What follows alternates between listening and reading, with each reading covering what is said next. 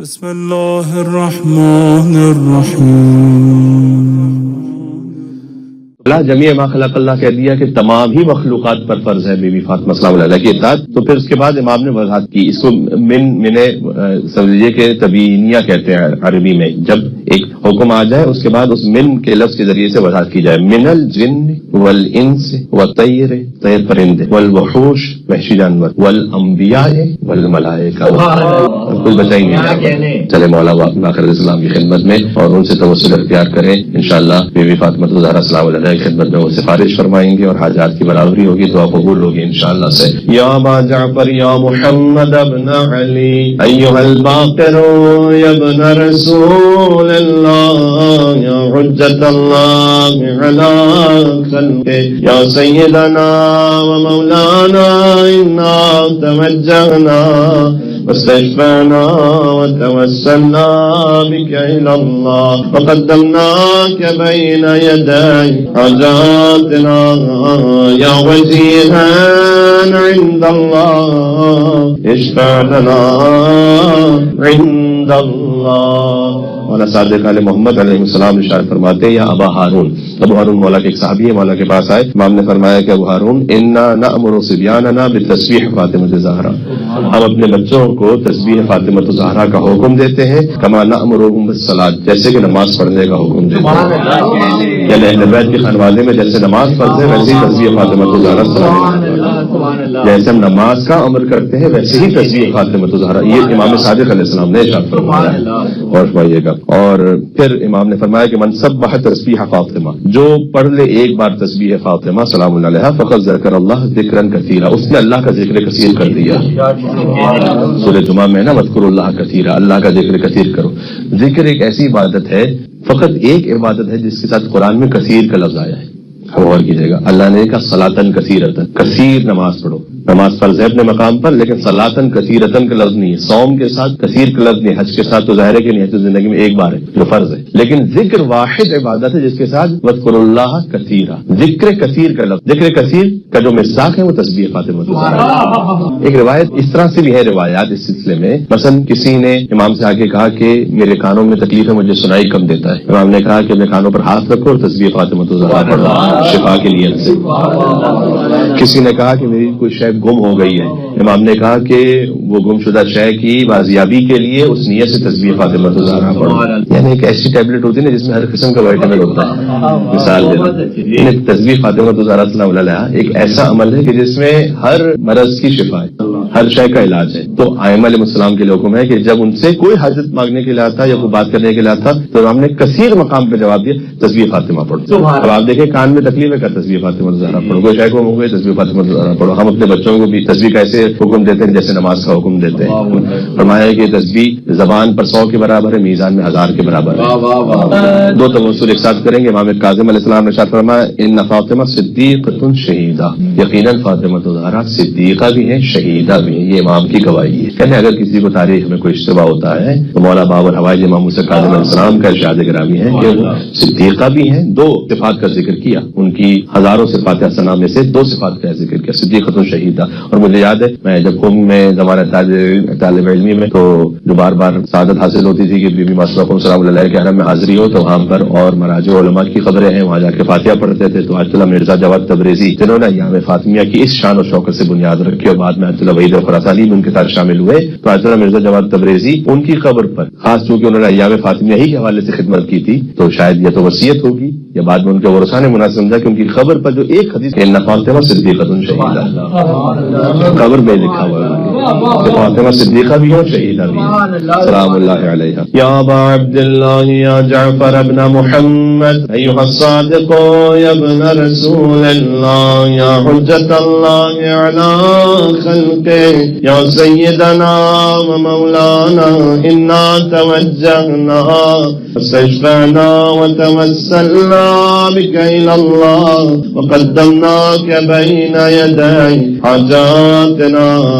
يا وجيها عند الله اشفع لنا عند عند الله يا أبا الحسن ويا أبا إبراهيم يا موسى بن جعفر أيها الكاظم يا ابن رسول الله يا حجة الله على خلقه يا سيدنا ومولانا إنا توجهنا واستشفعنا وتوسلنا بك إلى الله وقدمناك بين يدي حاجاتنا يا وجيها عند الله اشفع لنا عند الله.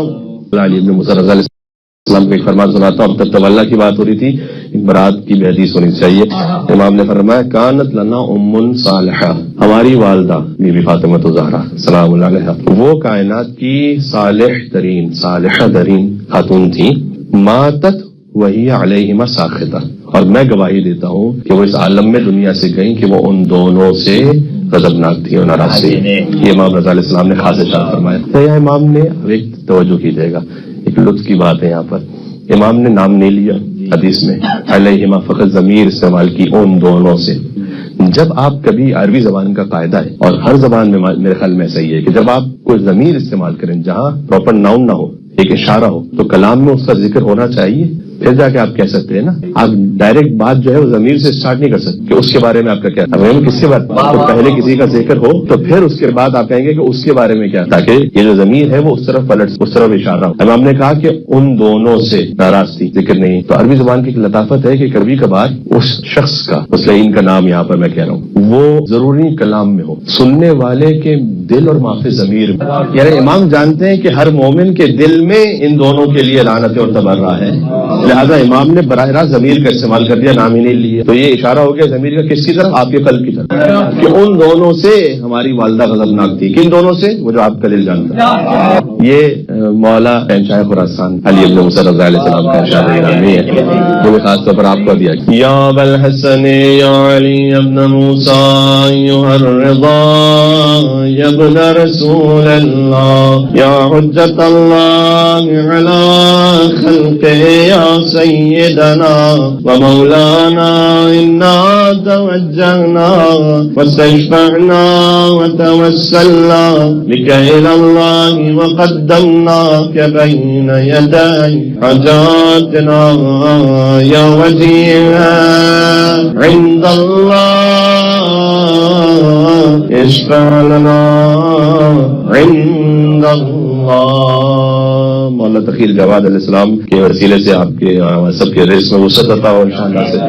موسیٰ ابن قاسم مولا کے ایک صحابی ہیں, وہ بہت زیادہ مکہ جایا کرتے تھے. امام کے پاس آئے, کہا کہ مولا میں مکہ جاتا ہوں تو عمرے کی ادائیگی کے ساتھ ساتھ وقت ہوتا ہے وہاں پر, تو میں طواف کرتا ہوں. کیا میں صحیح کرتا ہوں کہ آپ کے جد رسول اللہ کی جانب سے طواف کرتا ہوں اور پھر آپ کے اجداد اور آپ کے بابا مولا رضا علیہ السلام کی جانب سے طواف کرتا ہوں اور آپ کی جانب سے بھی طواف, تو کیا یہ ہو سکتا ہے؟ میں پوچھتا یہ بھی چاہتے تھے کہ کیا امام زمانہ یعنی زندہ امام جس وقت حاضر ہے ان کی جانب سے بھی نیابت میں طواف مستحب طواف کر سکتے ہیں؟ امام نے کہا کر سکتے ہو, کرو طواف. تو چلے گئے. 3 سال بعد اب دوبارہ پہنچے امام کی خدمت. مولا وہ جو آپ سے پوچھ کے گیا تھا نا 3 سال پہلے, تو میری عادت رہی کہ جب بھی میں مکہ گیا, اور یہ اس وقت چونکہ اب رجب شروع ہونے والا ہے, لہٰذا جو عمرہ رجبیہ کے لیے جانے والے مومنین جو جہاں جہاں کہیں دنیا میں سن رہے ہیں اس بات کو بعد میں سنیں گے, تو وہ اپنی اس روٹین میں رکھے اور اعمال میں رکھے. کیونکہ ایک بہت کامن سوال ہوتا ہے کہ مولانا صاحب جب مکہ پہنچ جائے تو عمرہ کرنے کے بعد اب کیا کریں, سب سے افضل عمل کیا ہے؟ امام نے افضل عمل بتلایا. تو اس نے کہا کہ مولا میں جب وہاں پہنچا تو میں آپ سے پوچھ کے گیا تھا, تو میں آپ کے آبا و اجداد, آپ کے والد اور آپ کی جانب سے طواف کرتا تھا, اور کبھی کبھار حضرت زہرا سلام اللہ کی جانب سے بھی طواف کر لیتا تھا.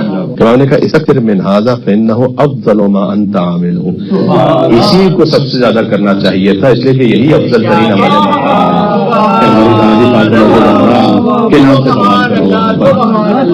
یہ امام جواد علیہ السلام کا فرمان ذیشان ہے.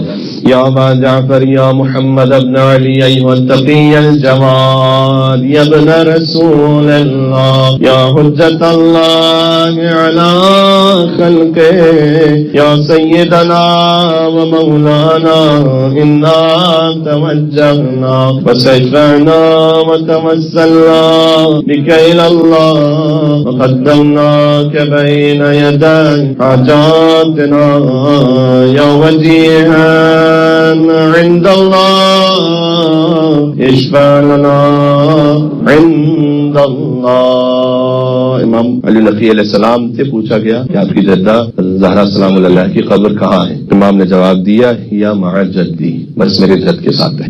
جگہ مشخص نہیں فرمائی اور فرمایا کہ بس میرے جد کے ساتھ ہے. جد کی قبر یعنی رسول اللہ کی جو قبر ہے وہ مدینہ میں ہے، کا بس جد کے ساتھ ہے، یعنی کہیں پر ساتھ میں ہے. اب یہ خدا اور چودہ جانتے کہ بی بی کی قبر کہاں ہے، ظہور کے وقت ظاہر ہوگا. اور امام حسن عسکری علیہ السلام ارشاد فرماتے ہیں کہ ہم مخلوقات پر حجت ہے اور ہماری جدہ ہم پر حجت ہے. لہذا امام مصطفی فاطمہ الزہرا سے استدلال فرماتے تھے کیونکہ مصطفی فاطمہ حجت تھا ائمہ علیہ السلام پر، لہذا اس کے ذریعے سے استدلال فرماتے تھے.